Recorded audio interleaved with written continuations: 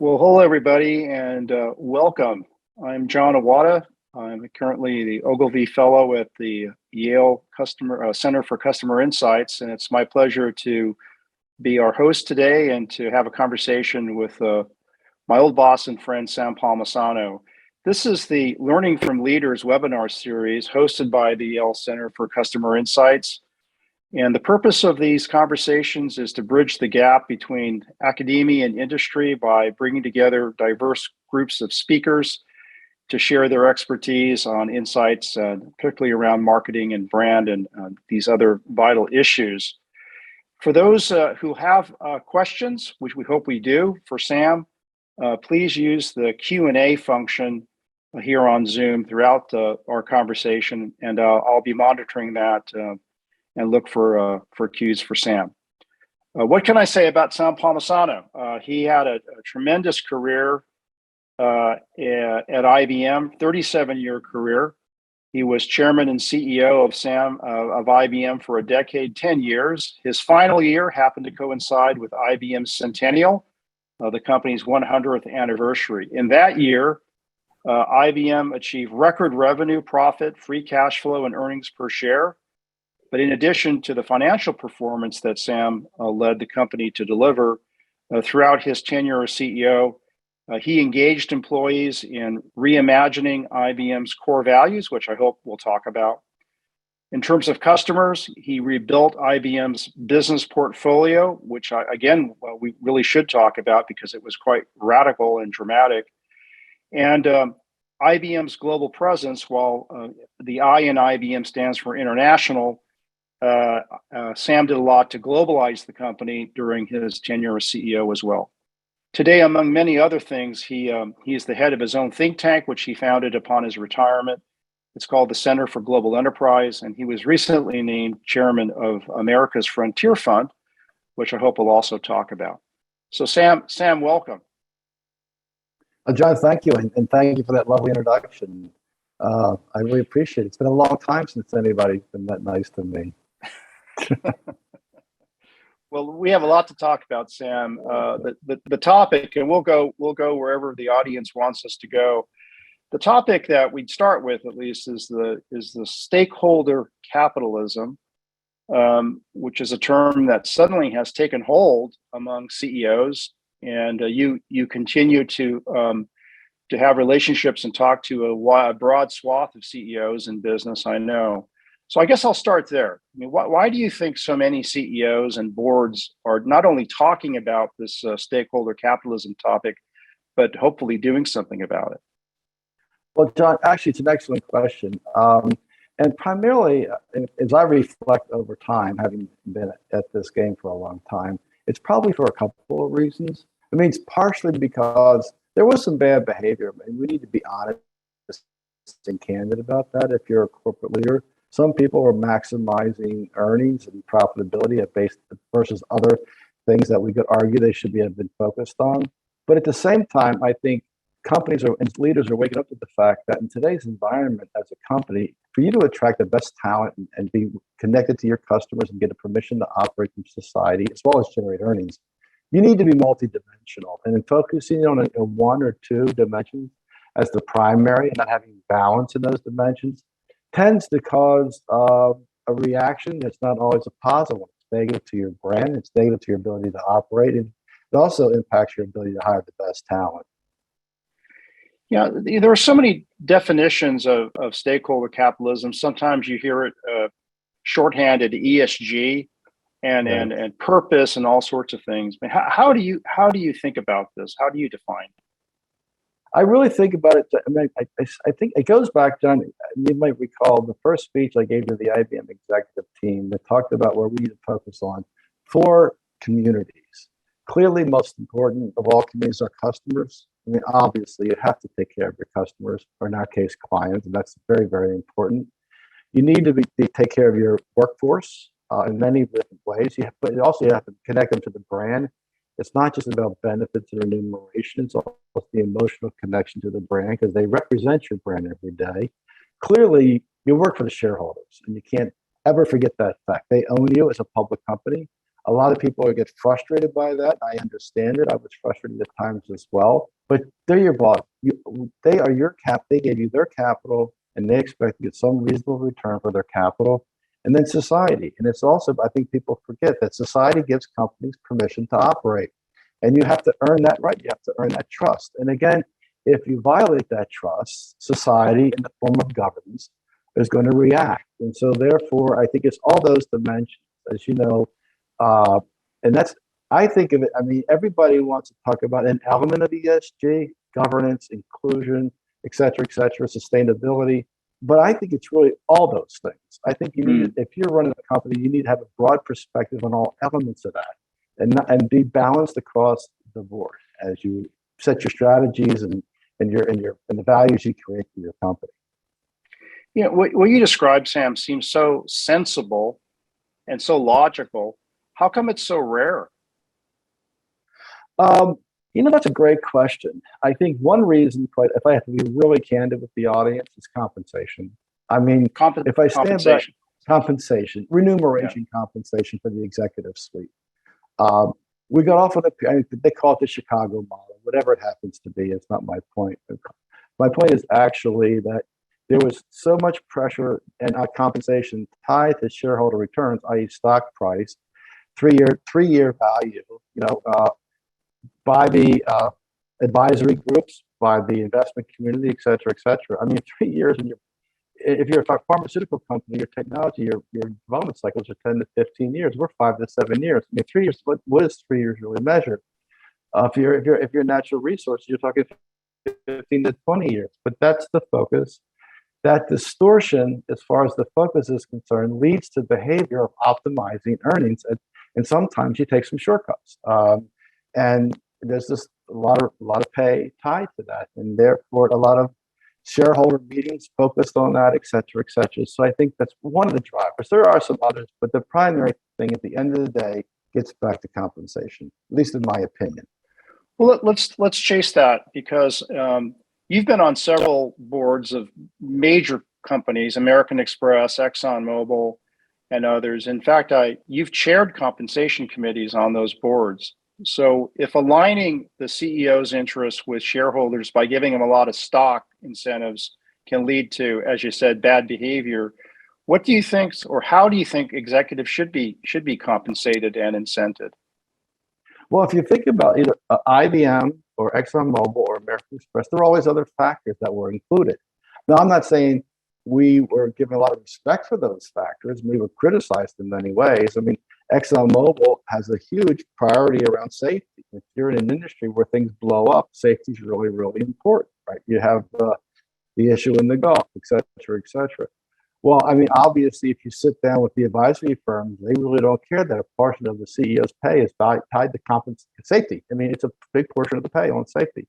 American Express was branded leadership, same sort of thing. There were other variables in there. As you know, at IBM, it was a combination of marketplace participation, i.e. client satisfaction, and employee satisfaction. So it was both the customer and the employees of the company. And again, it was one of the factors, so it wasn't completely dominated by quantitative short-term financial results. I mean, 3 years in most companies is really a short-term result. I don't care what they say.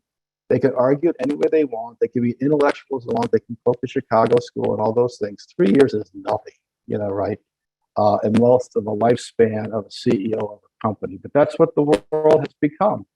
Now, in my opinion, you're seeing a reaction to that. As always, things get distorted in one direction, things pull back in the other, and now there's these other factors that we refer to as stakeholder capitalism. I think it's just broader than ESG, quite honestly. But fundamentally, I think that's what you're seeing is a reaction to the fact that everything became 3-year TSV, which is total shareholder return, which is absolutely, I thought, it never made sense for any of the companies that I've been associated with. Thanks, Sam. I want to jump to a topic that's like take this week, for example, in the headlines. You know so many CEOs, they are expected today, whether it's the CEO herself, himself, or the company, they're expected to take a stand and speak out on some hot issue every week. I mean, there's no end to them, as you know, whether it's aspects of climate change or societal issues on diversity, gun control, voter rights, just this, of course, Ukraine. And of course, the Disney CEO in the past week or so has been embroiled in a controversy. How do you think a company, a CEO, should decide when to take action, when to remain silent on an unlimited number of issues?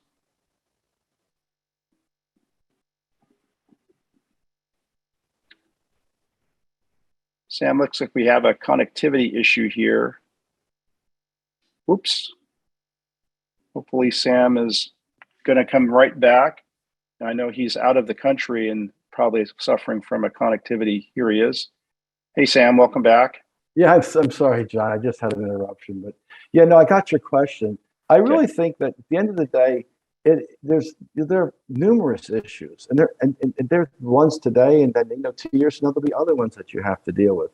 So I think you need to think about it in a broader context again. I mean, think about the values of your company and what does your brand stand for, and what do you do to actually create value for your customers, your employees, society, etc. You have to think about it in that dimension, and then you have to put yourself in some of these things that you're being asked to respond on. You might have no capability to respond. It might not even be the business that you're in. I mean, why would you ask IBM to talk about the energy transition? I mean, they might have an opinion, but they're not really have deep knowledge in the energy transition, the geophysics of natural resources, et cetera, et cetera. So, but my only point is, I'm not saying climate's not important. Of course, climate's very, very important. Sustainability is very, very important. But back to your value system and your company itself and the brand. And I think if you have that context, you can make decisions against that. The problem is, and a lot of our contemporaries today realize that they're getting bombarded, and without context, they don't know how to respond. Do they move a game or keep a game? Do they open a stadium or close a stadium? I mean, how do you admit people to this? All those things that are going on, as you know, John, the voter rights, there's a zillion issues, and all are important. I'm not demeaning any of them as important to some constituency, but does it really fit the value proposition of your company and I think value systems are really important. I did say that. It's very old-fashioned. I'd be the first to admit it. It's not nearly as cool as, build things fast and break. I got all that sort of stuff, but I think it's fundamentally really, really important. Here's a question, I think, building off of your comment, Sam. So from a member of the audience here, what about issues around diversity? Those are universal. They're not sector specific. Why are those still controversial? And if I interpret the question, it's like, why do some CEOs hesitate to speak out on diversity when it's not dependent upon your industry or your company necessarily? No, I think the diversity and inclusion is about hiring the best talent, most talented people you could find. I mean, Jen, you heard you say this when we were working together. We want the best talent and have them feel welcomed at IBM. We were open-minded to everybody.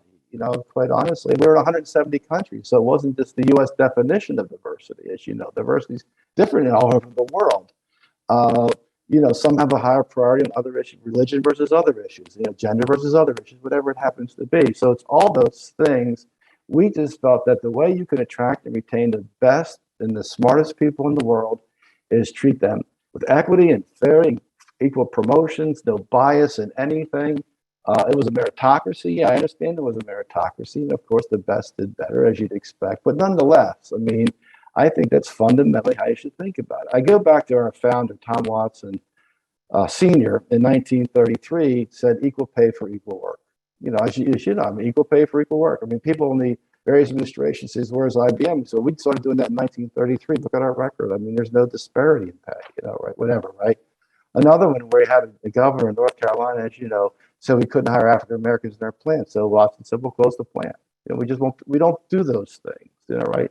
And in my tenure, I was asked by some nations to do some things that did not fit with our value system, like in the Middle East and places like that. We said, nope, we don't do those things. Women are treated equal to men. That's just the way it is. And so we never drifted from that for some short-term economic reason. So I think I agree.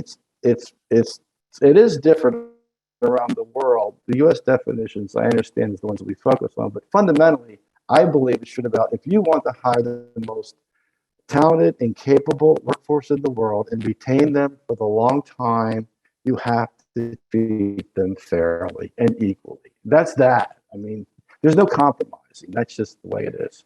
And if your own belief system is different, that doesn't matter as a CEO. This is what your company should be doing. So I take it you agree with the question here that those are universal.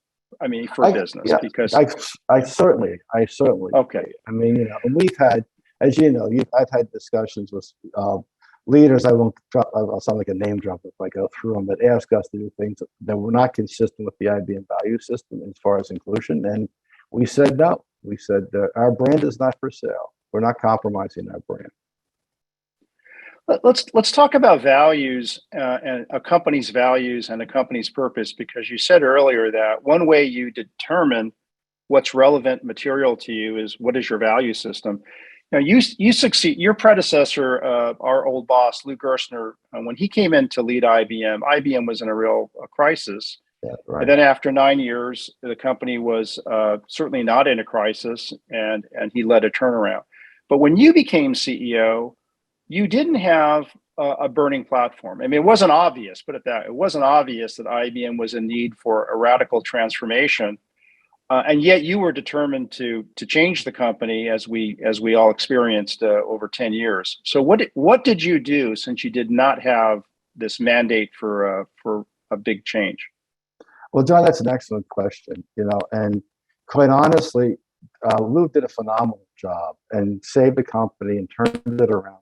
A lot of that was financial, but good performance. I mean, undoubtedly terrific performance. It's not my point, but it was more the financial side of the IBM company than the other elements of the IBM company. And you're right. When I took over, there was no burning platform anymore. We had been hiring people again. We were growing again. Stocks doing extremely well. Everybody's very happy about those sorts of things. I just felt that the task of where we needed to be, we hadn't accomplished yet. It had to do with the value system of the company. I felt it was being challenged. It also had to do with the portfolio of the company and the mix of our businesses when I described the portfolio. And I thought we were in businesses that weren't going to be sustainable for the long haul. So it was a combination of all those factors that got me to the point, even as a new CEO. I mean, I grew up in the company. I guess you could say, well, I knew it inside and out, which is true. I had the advantage of being there over 30 years before I got the job or whatever it was, right? So that does help. I mean, you understand the culture, the people, you understand the issues around all the businesses. So when you run all the businesses, I know the ones that I think are going to be sustainable, create value, and the ones I think are going to be commoditized over time. So that's what drove it more than anything else. It wasn't like we were trying to fix things or trying to critique or compromise or comment on the previous administration. None of that stuff that goes on. That's sort of craziness. I mean, it was just a fundamental fact. I thought that we need to recreate the values of the IBM company, and we need to shift our portfolio to an innovation model versus a scaled commodity model. So what did you do about, the values of a company seem to be, there was lots of ways to I guess define values or develop them. What did you do? Because it's not like you were leading a startup. I mean, we'd been around for a long time. So what did you do to either reaffirm the values of IBM or redefine them? No, John, it was pretty straightforward. I mean, I felt that in the old days, like Watson, they created the company and its beliefs. He wrote a little book. It was about 107 pages. I read everything the Watsons ever wrote because I thought it was important to understand the history of the company. Again, this is really weird for an engineering company. I'm a liberal arts guy, but I thought it was important to understand the culture and the history of the company. So I read everything. But fundamentally, he literally wrote a little book. It's about 100 pages, as you know, accompanying its beliefs, which was fine, but it wasn't. I didn't think it was contemporary in how to do it today. So I said to our team, we had a staff meeting, and you were there, and I said, look, I don't think the CEO should go write a memo or publish a book that says this is our values. I think the employees should build the values of the company, and all 400,000 of them. Let them build the values. We have all this technology. We didn't have Zoom in those days, but we had the ability to collaborate around the world with multi-language translation and all those sorts of things that now everybody takes for granted because of what we're doing today. But we had those capabilities. We had this massive Zoom session, as you know, and the employees created the value system. What does the company stand for? What do we do that's good? What do we create of value? Those kinds of things. And they came up with three very, very simple values. Now, it was messy, as many people know. I mean, you can't get people from all over the world on a Zoom session and have them collaborating and not argue about things. I mean, it goes without saying. It was certainly messy at times. But, people, my board even said, "Are you crazy? This is going to be a mess." I said, "Wait a minute, I trust these people. We hire the smartest people in the world. I trust them. Okay, right? I don't need to tell them what to do. They are really smart people. Let's listen to them." And that's how we created the value system. And that led to the point of shifting to what I call the high value innovation play versus the scale growth commodity play in our industry. I mean, PCs, those sorts of things, I thought were at end of life. We're going to become an end of life. That was before the mobile phone. And this is like what, 2003. I mean, the phone didn't come out in 2007, if I recall. So, the employees, it was messy. I certainly remember that. It was messy, but in the end, there were three values that came out of that. Correct, right. And they were, if you look at them today, these three statements, they don't look radical, but the fact that they were created by the employees was something. Was that the end? I mean, we published the values and we said, great, we have our three statements now. Oh, no. We had another one, as you wrote. Well, John was there. That was only the beginning. Then it got more exciting and more fun because we said to the people, do you think your company is living up to the values? And if not, why not? Well, oh my word. I mean, now you're talking about incredible feedback, right? Needless to say. And John remembers the staff meeting, I'm sure. I printed out they were short notes. They weren't writing papers or anything, but there was like 5 feet high of paper. And I said to my assistant over the weekend, print out all these notes for effect. And I walked into the staff meeting and I put it on the table. I said, "Guys, you guys think you're doing great, right?" "Oh yeah, we're doing great." I said, "Well, let me tell you, here, read these. This is what the employees think. It's maybe they don't think we're doing also, we're not so red hot here, team, whatever, right?" But that was my way in theatrics. I first admit that was the effect of looking at this big pile of paper that's giving us advice of what they think we should change in the company. And then, as we analyzed and we went off their work. Many of the things that they suggested, I think we boiled it down to 90 to 100 really fundamental things that we should do. And we literally did it. I mean, it took us time, of course, multiple years. I get all that. But we went down that path and we listened to them. And that led to the innovation play. And it led to this thing we call innovation jams to create future products and future technologies and all those sorts of things, because we decided we were going to run the innovation play, not the scale commodity play. I think prior to your becoming CEO, Sam, IBM divested of maybe 2 or 3 businesses in its entire, 80, 90-year history. And then I think it bought like 2 or 3 companies and it messed up all 2 or 3. What happened on the M&A front? What happened on your watch over 10 years? Well, once we decided that we're going to run this innovation play and go for value, right? I mean, I generate margins, those sorts of things, do research and development, future technologies, et cetera, et cetera. When you analyze our portfolio, we had our parts. I mean, everybody focuses on the PC sale, John, because that was a big visible thing. But before we sold the PC business, we sold every component that was in the PC because we built all those things: memory, power supplies, hard drives, all that stuff IBM built and supplied the industry with it. So we basically sold all those things, and then we actually did the final transaction with the PC, but we also sold printers and other things as well, as you well know. But that was important because we believe that, and this is, again, we're talking about the PC we sold in 05 to Lenovo, but we believe that there was going to be a replacement technology. It was going to be, think about it, so you laugh about it. We say this is going to be phones and sensors and cameras. And when I say that today, these young people in the film must think we're a bunch of old dinosaurs or something. But this was like a controversial statement. As you remember, John, when we said that, sold the PC business, I was criticized just about everybody in our industry for that transaction, as you might recall, because they thought we were crazy because they were looking at a volume commodity play and we were looking at a value play. And then in addition to divesting, we had to acquire, especially in the software area, not so much in the other elements of IBM. And we bought over 100 companies, I believe, during my tenure. Not all large ones, some got 300, $400 million, a couple of billion. Nothing big transformational acquisitions. I never believed in it. They create long-term shareholder value, and I don't believe it today. I understand the pitch from the bankers. I've heard it all. I hear it today. I don't buy into these. I mean, money's free. I can defend why the fact when money's free, people do aggressive things. I think long-term, some of these things are going to be unwound, just the way they were unwound during my tenure, when we actually had to pay for money. You had a real cost of capital versus, basically interest rates pretty much at zero. So let me connect some dots here for the audience. So you come in, you don't have a mandate for change, at least it's not obvious that you do.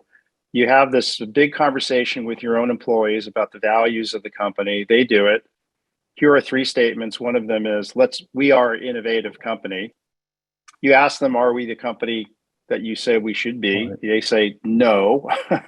And right. One of the things that you do, given that I was clear, is you sell things that are commodity, you buy things that are the future, and so forth. That seems so logical. Did you get any resistance to this dynamic?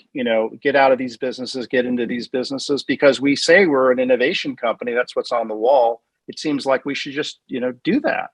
Oh, John, resistance. I mean, people say resistance is middle management, and stop it. It's tough. Guys that worked for me. I mean, I had direct reports. I mean, everybody wants to blame it on middle management. They're the ones that are inflexible, don't want to change. Trust me, guys, when you're going through this sort of thing, when you're making these kinds of shifts, right, you have people that really don't want to be sold. Okay, let's just start with that. You also have deep technology beliefs in the organization. We had 210,000 engineers and 400,000 people and mathematicians, right? And they invented the technologies. The hard drive, IBM invented. The mobile computer, IBM invented. With all these things, IBM invented all these things. All the modern semiconductors, IBM, or selling the memory business, IBM invented. So there's not only this they don't want to be sold, I'll call it the business resistance, there's the technology, the employees, the engineering community that we had to sell. We had to persuade them, and we did a lot of work. I had a great CTO, Nick D'Onofrio, was a senior vice president who had his patent portfolio and all the appropriate stuff. So it wasn't me being a dumb business guy telling these guys about shifts. And Nick and his team and the research community, not just Nick, but the research community was then led by Paul Horn, that went off to teach, as you know, at NYU, computer science, whatever. But they took people through where these technologies were headed and why over time we need to divest here, but invest in the future technologies. And so we had to bring along the workforce, which, believe me, was very, very important. But at the same time, there was a lot of resistance in the people that worked directly for me across the board, depending upon the transaction. And so, you had to, I mean, we addressed it in a nice way. We didn't fire people or beat them up, but we just kept persuading them, to do it. And then Nick and I, if we couldn't get them to buy in, we would go do the transaction ourselves. So it's sort of, it said, well, you're not going to do it. Oh, Nick and I, we'll find you to do it. Okay, you don't have to do it. We'll do it. Oh, you're going to go. Well, you can't go do it. You're the CEO. Then you better go do it. Whatever. Right? I mean, you remember some of those conversations. So let me ask you a question about CEOs and how they spend their time. I mean, you coach new CEOs, and Right. You've been on boards. You are on boards. Would you say, by and large, CEOs are ready to spend as much time and energy on stakeholder relationships that you have to do as a CEO? Was that a surprise to you? And what do you say to new CEOs today? Well, by stakeholders, I mean all of them, right? The board, investors, employees, retirees, governments. Right. Well, first of all, John, as I say to these new CEOs, because a lot of people they're nice enough to reach out to me, and I do enjoy working with all these people and young entrepreneurs as well. I mean, they're completely different, but it's fun for me to be able to do that as a think tank and give back. Having said that, to the experienced guys that are taking over as CEO, I said, I'll talk to you in a year, because your perception of this job, you will see everything about it is different than you think. So don't talk to me now. Talk to me a year from now once you've been there a year. They all say, no. I said, I'll tell you how to work with your board or something like that, because you have to work with the board. But when it comes to you being a CEO in this world, talk to me in a year. And they come out and go, oh my God, you're right about that. It's nothing that I imagined. It's like nothing I imagined. I'm getting bombarded every day. Yeah, welcome to the world, the public company, and you're you're the face of the company, So my point is that, but once you get into that stuff, you realize that it's all dimensions of the job. I mean, like when I took over, I was a COO, as you know, for a couple of years as in the transition. I ran all the businesses. I done it. Ran it myself. I ran it as a COO. I think, okay, I just have to run the company, right? I can do that. I wish that was the only thing I had to do as CEO of IBM. You have pressures from society, from governments, on things that are actually very, very important that you need to respond to. Shareholder pressure, you never estimated the extent of it, until you're actually in that chair. And the TV and the media focus on the company. Employee reactions today, which because of all the technology like social media, it's on steroids versus John when we were working, as you know. I mean, the phone didn't even come out until 7 and 8, that kind of stuff. And I was retired in 11 last year as CEO. So, I mean, all those things have added a whole new dimensions to the job. So you have to be a great operator. You have to be a good strategic thinker. And in many ways, you also have to be a diplomat. I mean, you have to connect in a diplomatic way to make your points, to lead whomever it happens to be, your workforce, your constituencies, the activists that are screaming about what they always scream, they change their mind from day to day. And then as well as, quite honestly, I'll say it's really society, that's governments, right? And you have to decide, and you have to work in all those dimensions. I mean, I thought it was important, as you know, in '03, what we did, as you well know, and I'm sure for most people thought I was sort of this old-fashioned guy. They read all Watson's stuff. This is an old guy. He's not contemporary. He's not cool. Wears these funny glasses. He should be wearing funny glasses. Yeah, I know. We all wear funny glasses, you guys. Somebody said to me, "Why don't you get rid of those glasses? I've been wearing them since I was in the 7th grade. Why should I get new glasses? They worked for me for a long time." But all this stuff that people focus on. My point of it is, it's a funny way of telling you that in today's world, I don't think you can be successful in the job by just focusing on operational results. I ended, quite honestly, with the very, very successful, famous CEOs over the generation before me. I was convinced that model was no longer going to work, and they were written about, phenomenal accolades about all those guys. And in that period of time, they were the best at that point in time. I never believed that was going to be sustainable into the future, which drove a lot of what we're talking about, John, at least from my opinion, right? Here's a question. I think you've answered it, but let me just make sure. This is from Ajay here. What are the differences in what the new CEOs thought they would deal with and what they actually dealt with, or what they actually deal with? Oh, I mean, I'm sure they wanted to say, well, look, I got to run the company. I have to make money. Obviously take care of the employees, of course. You got to take care of your workforce, hire the best, train them, all those sorts of things. I don't think anyone ever expected them to be dealing with voter rights issues when they got the job. I mean, think about it. Would you think you'd be dealing with that as a company? You say, well, governments deal with that, but the company, I'm going to go, go through all these issues that these people are having to deal with these days. Do you think they ever thought they would deal with a Charlottesville? And I'm not being political. I'm really not. I mean, I think it's disgusting what happened. But my point is that if you're a CEO running the company, do you think that you're going to go deal with Charlottesville? Really?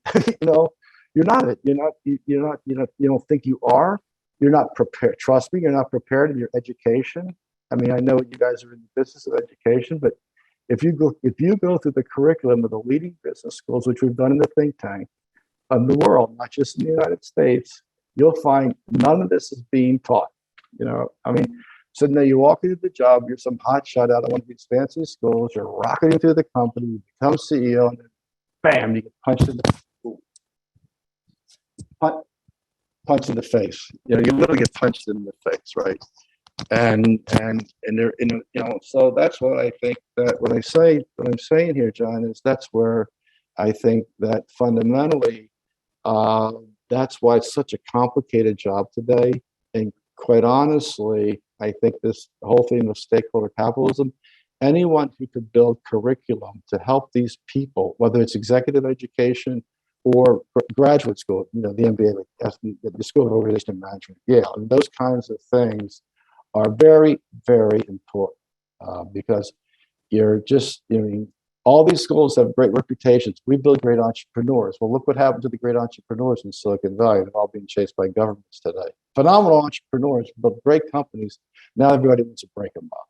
Right? So that's why I believe it's important that you start the right way, and don't do things like go fast and break and that kind of stuff. Right?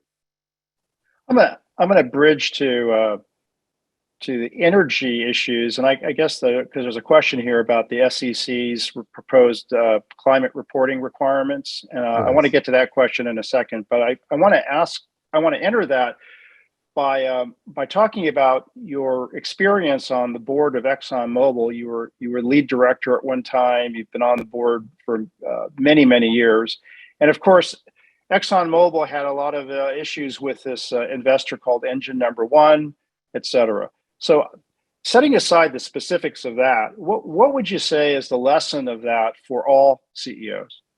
I think the lesson is whether it's the energy transition or climate or GMO in food, there's water, there's lots of issues that companies face that are different than ExxonMobil. But you think about this. Everybody wants to focus on the proxy fight and the guy who had $40 million worth of stock and got 3 boards. That's not the issue. That is not the issue for the CEO. The issue for the CEO is, are you connecting on these serious? If you are in that business of energy, are you connecting with the issues that society cares about? Are you working on this transition? Now, unfortunately, nobody wants to face the reality of the physics of the transition. It's a 30 or 40-year problem. It's billions of dollars. It's not about the latest government stimulus thing and all that stuff that goes on. That will not make the transition because these technologies are just immature. They're not at scale. They will be there, but they're not at scale. But that requires time and investment. But my point is that was missed, right? And the company, when it tried to react, had to defend against a huge societal shift, not about operational performance, not about shareholder returns, a huge societal shift. And I think all companies should learn from that as an example. I mean, I really do believe that because it's not about, what happened with the passive funds and the SEC and all that sort of stuff. You're dealing with a much bigger problem than that. And as society shifts, guess what? If you can't convince your workforce that you're relevant in that shift, you're going to lose your workforce, which to me is a bigger problem in one of these things than putting 2 people on the board. When you put 2 people on the board, it's aggravating. I understand all that, right? You manage through it. When you use your workforce, that's a big problem. That is a real problem, right? Versus arguing in board meetings and things like that. But, again, I just felt that there's lessons learned there that are very constructive that companies can learn from. And they should never conclude, at least my opinion, this could never happen to us because depending upon pharmaceuticals, I mean, they do great things. We love them in the pandemic. We love these guys in the pandemic. But 2 weeks from now, we want to get the drugs away for free. So they don't have a research organization. So that's what I mean by balancing all these factors. People don't want anybody making any money anymore. Well, how can you fund your future growth if you don't have cash? You can't do it without cash. You can't make the energy transition without people spending billions and billions of dollars on all these new technologies. Right? You can't say, well, today it's a car, tomorrow it's a windmill, maybe it'll be solar's next week. It's not a strategy. It's not sustainable. And so my point is, as a CEO, I just think that you have to recognize this huge shift, what's expected of you and your company based upon your industry position. I agree, it's all different. I mean, to ask companies about what they're doing, their metrics on climate change when they're a software company. I mean, right now they got people in buildings. I mean, but of course it's the government. Everybody will go fill in some reports that don't make a lot of sense. But the people that really matter, they need some real metrics for, but then they can't measure. Okay, right. So let me let me ask the question here also from an audience member. So what are your thoughts on the SEC's proposed climate reporting requirements or metrics? Is it overstepping or is it good transparency? Well, I think if the metrics are valid and measurable, that's good. I don't disagree with that. The problem is the metrics government comes up with because the people that create the metrics have no background or knowledge. That's my problem. If they were really smart people, right, and they did their metrics that are real, that could be measured, that are measurable over time, not over the next 6 seconds and those sorts of things, I'm all in. I mean, why would you fight that? The problem is they come up with metrics from people who don't have any background in any of these subjects. They're mostly, I'm not picking on them, but yeah, they're all lawyers or their kids. The kids do it, and they got these lawyers overseeing them. But what do you expect? How do you expect the metrics to be valid when guys have no experience, no knowledge? And then they say, well, I'm going to learn. They talk to the lobbyists, and the lobbyists have their noses in the trough trying to get money. I mean, the system is badly broken, John. So I think it's fine as long as you come up with valid metrics. We're talking about energy. You could talk about digital currencies and the transition in the financial system. You know, I mean, it's interesting that people that are working on those sorts of things have the least amount of knowledge to do it. And you wonder why business becomes cynical. Well, that's why we all become cynical. But I think, I mean, to summarize, if they were measurable and real and good, that would be constructive. I think people would say, fine. They're fine with all that. You know, nobody's going to fight that. The problem is what they come up with is just sometimes this really doesn't make a lot of sense. You know, let's talk about another good question here is about another stakeholder, which is the investor. And the question is from Dan here: what are your thoughts on turning the corner on short-termism so that companies have more control of their destinies and how they're evaluated? So every CEO feels this pressure to deliver every 90 days. And sometimes they say, that's why I can't make the big decisions, the hard decisions that take longer to pay off. And I'm getting hammered by the investor expectation of near-term results. A very, very common point of view. What's your perspective on that? Well, I mean, first of all, there's no doubt you have to have results that they can measure over time. I mean, you have to do that. I mean, to say that you're not going to do it is a little bit naive because, as I say, that's what's demanded by your owners. Having said all that, we felt that was wrong for us at IBM. I felt that it made no sense given our transition to the value play, as well as the nature of our product cycle, R&D to commercialization to product, that 3 years or 2 years made any sense. I mean, it makes sense for a phone, by the way, but it doesn't make sense for a massive, supercomputer of some kind doing genomic research. The things that we did, or the stuff we did a smarter plan, it just doesn't make any sense. So what we did, but you have to give them something. You have to give them an alternative. I'll talk about IBM. I'll talk about American Express. At IBM, we gave them a long-term model. We got 2000 up to 2010 from 2006, and said, okay, here's where we'll be in 2010. Here's how we're going to get there. Right? Revenue growth, margin expansion, share buyback, etc. Take out pension accounting. It is whatever it is. So take that out. Just on operational results, here's how we're going to go from here to there. On GAAP, not this non-GAAP stuff. On GAAP, whatever. How we're going to do it. And oh, by the way, yes, we had to perform along the way. You couldn't say wait in 2006. You couldn't say wait to 2010. It's really going to be great, because then they're going to sell your stock and wait to 2009 and buy the stock. So you can't. You got to perform along the way, which we did. Another good example, which I thought was incredible, like Ken Chenault, when I was on the board, it was the CEO of American Express. They had lost a huge customer called Costco. It was massive impact to them. Millions of customers said that a co-branded card, et cetera, et cetera. And the easy thing for the CEO to stand up and say, well, I'm going to cut back cost of expense because I have to adjust for the revenue loss, and therefore I'm going to hold margins and whatever. Ken didn't do that. And Ken stood up and said, guys, we're going to double the marketing budget. We're going to add more members. And as we add more members, I think it was a 3 to 5 year plan, and he actually laid it out. We're going to add, these are the members, here's the marketing plan, here's the members we're going to add. And at this point in time, this thing is going to turn because those members are going to start using that card. And guess what? It worked. He did it.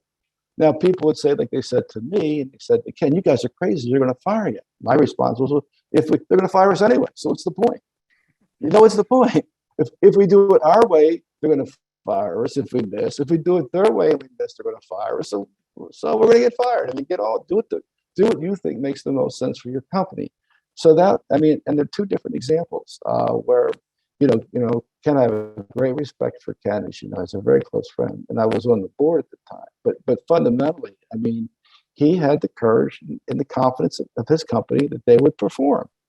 And once the investors saw they were going to perform, the stock got banged down, I think like 70 or something at the Costco. It's like 193 today, right? So, once they got confidence that they're going to, we went from whatever it was, 83 to 217. I mean, created with share buyback, 140 billion in market value, whatever the heck it was, something like that, right? So I mean, but once they get confidence that you can execute what you're saying, you will, they'll invest in you, and they're going to invest in you. But I just believe that now. I mean, can you change that? Oh, it's hard, John. I mean, we did it. It took us, I think, almost 2 years to get credibility. I bet you if you ask Ken, he would say the same thing, probably 2 to 3 years before they got credibility in that roadmap, right? So you have to hang in there, and make, and demonstrate progress along the way, but you have to hang in because you're fighting a lot of institutional resistance to how they measure companies. We're in the home stretch here, and I just invite the audience, if you have any additional questions, put them in the Q&A. We're getting some good ones here. Completely different topic. This is coming from a colleague in the audience, Sam. Any books, any authors, and I'll broaden it, any people who've had an influence on your thought process? Oh gosh, there's so many books, John, as you know. I read, and I'm still reading all the stuff on technology, prediction analytics, the thing you just sent me, all the stuff that comes out on AI today, cognition, what have you, as well as some of the stuff around, I'll call it governance or stakeholder capitalism from thoughtful people like faculty.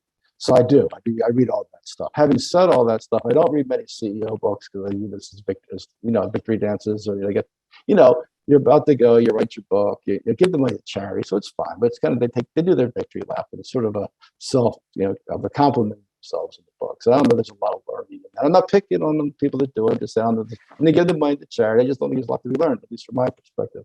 People that I've learned a lot from in the private sector, I had great mentors. I mean, before. Lou obviously is a boss, but before that, people along the way like Bill Grave and John Akers, and Takshina in Japan when I was in IBM in Japan, and Bergiuti in Italy. I had people around the world that were kind enough to spend time with me to help me in IBM. Other CEOs, we had this group of 4 that we got together. It was Bill Wells from J&J, Steve Breineman. It's actually 5, I count myself. Ken Chenault, Steve was Pepsi, Ken Chenault was Amex, and then Jeff Immelt at GE in the early stages of his tenure. And we'd get together every 90 days and coach each other, right? And there was no staff, no preparation, no notes. And we all lived near each other, so we could meet in the city or something like that. New York City, when I say city, and that kind of stuff. So people like that. From the political types, I have great respect for George Bush 41, the fact that he was committed more to society and public service than to himself. Sports coaches that put the team first, players that put the team first, I have great respect for. I think that matters. I think that you put something besides yourself first is important to me, old-fashioned maybe, but I believe in that. I learned a lot from people in interactions with Angela Merkel, at the time we became friends. I learned a lot from her, Tony Blair, go around the world here where I learned a lot from different people. But I think if there's a theme in this, at least from my perspective, part of this stuff is your job itself. Right? Put that in a category of where can you learn from your job itself. In our case, we have to read technology, all the stuff, because the stuff moves so fast, as you know, John. But other people maybe don't have to do that. So you can read. You have your contemporaries that are kind enough to share things with you. They all will. Old people like myself. I used to reach out to Jack Welch and all these people, but old people like myself that you just ask them, they'll help you. AJ Lafley at P&G, and I just ask them, they're fine. You ask me, we'll help you. We're fine. We see that as part of our responsibility. And then the other one is back to my stupid old fashionedness around values and integrity. I believe in that. To my bones. I never, ever, ever would push the envelope when it came to values and integrity. Again, if I couldn't do it in a respected way, then find somebody to replace me. It was my view. It sounds like it's a crazy view that you really want to get fired, but I wasn't going to do other things that perhaps I thought did not live up to the value system of the IBM company.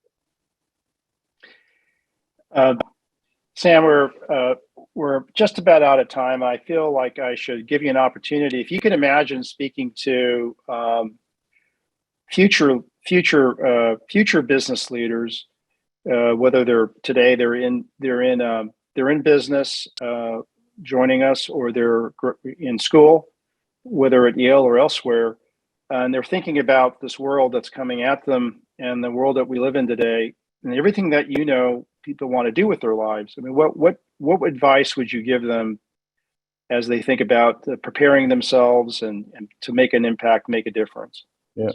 The first thing, John, that I would start with is, where do you have capability gaps that you think you need to fill? I mean, and then you can do it yourself, or you can work with people. I mean, I always looked at whatever job I was in, things that I could do, or where I needed help. The classic example, when I was running the semiconductor and the hardware business at IBM, I'm not a physicist. I can talk about nanometers and all that, right? But I would go to a meeting without my partner, Nick D'Onofrio. I didn't even bother. I mean, why? Just because I'm the president doesn't mean I shouldn't have a partner with me. But people get hung up in that stuff. They don't want to have a team, right? It's no different. I mean, if you're a great quarterback, Tom Brady, the GOAT, you got to have great receivers and a line that blocks for you, right? He doesn't pretend that he can do well if the guys drop the ball. They don't protect him for more than 2.5 seconds, right? I mean, so why is it different in corporate life? So, and then over time, think about the skills that you don't have. If you find a partner, or how could you build them? I call that experiential learning. Right? You can go to a school like Yale, et cetera, like that. As the executive programs, when I say that, right? But think about what you need. I didn't start in finance. I had to go learn finance. So I went off and did financial jobs, special bid pricing, all that sort of stuff to learn it, right? I learned operations in the PC business. I didn't walk in there knowing how to count screws and bins and all that kind of stuff, inventory turns, 60 turns, 57 turns. I learned all that. Tim Cook worked with me, God bless him, right? Phenomenal executive. I hated him at IBM, but Steve hired him. But nonetheless, he obviously done a great job. With those sorts of things. So I think the most important thing is be self-aware. Be self-aware. And the other thing that really, to me, is very, very important, when you're self-aware, you got to be humble, because you have to listen to people. You can't self-actualize, because when you self-actualize, when you make yourself the brand, as I used to say, you will take shortcuts to protect the brand. And that can't be you. The brand is your company. The brand is your product. So you can't self-actualize in the job. When you retire, self-actualize all you want. Write your books, do your things, go on speaking tours, but not when you're leading people, because they see right through it. So fill your gaps, be humble, be sincere, be candid, right? Be yourself, and find friends that can help you. And I think that, and I mean seriously, find friends that can help you, because I don't believe successful CEOs, any of them, did it on their own. I'm not talking about a village, whatever. The world needs a village. I'm not into that stuff. I'm into some people, when you are really in the thick of a mess, you can have an honest conversation with, and they understand, not somebody who doesn't understand and can coach you through it. You need that, and don't ever forget it. And today, it's not your board, because the board's getting distracted by all this crazy stuff. In the old days, it was the board, but that's gone. I mean, the ESG, governments, SEC, they've wiped out that coaching system, because nobody trusts each other anymore. It's terrible. I mean, it's really destructive, in my opinion. So create your own Immelt, Chenault, Weldron, Reinemann. And then create your own, where you can actually open up to people and say, hey, look, I got this mess and I need some help. And they'll tell you honestly how to, they will. But you have to listen. If you don't listen, they won't help you. Does that make any sense to you, John? Yes. Yes, it does, Sam. Thank you. And listen, thank you for spending, we're about out of time here, so I just want to wrap up. You've been very generous with your perspective, with your experience. I just want to point out to the audience here that, Sam could be, in his well-earned retirement, be doing lots of things that have nothing to do with education or with venture capitalists and new CEOs, whether they're of major companies or founders of startups. But Sam continues to spend time on all of these things, partially because I suspect he finds them fun, but also I think it's because, as we heard, he believes in giving back, and we've been beneficiaries of that today. Thank you, Sam, very much. Can't thank you enough. For all of you, thanks for joining today. This will be available, of course, for those who couldn't join live. Appreciate it and look forward to future installments of our Learning from Leaders series. Thank you.